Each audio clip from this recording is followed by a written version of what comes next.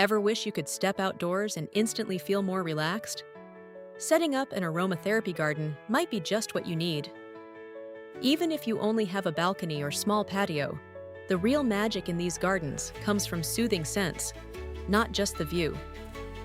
Lavender, roses, jasmine, and chamomile are standout choices.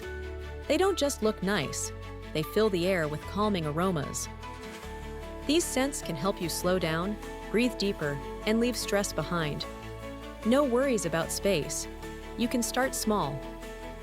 Try a couple of pots filled with lavender, or a window box with herbs like mint and thyme.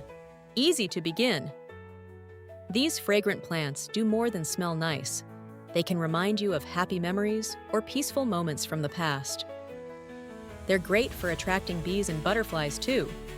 Watch as your garden comes alive with gentle visitors. Want a peaceful outdoor space? Start with a few favorite fragrant flowers close to where you relax most.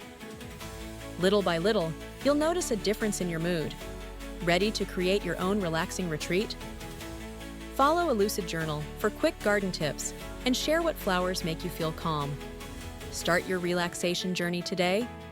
Please like and subscribe to floristsessex.com. Thanks for watching.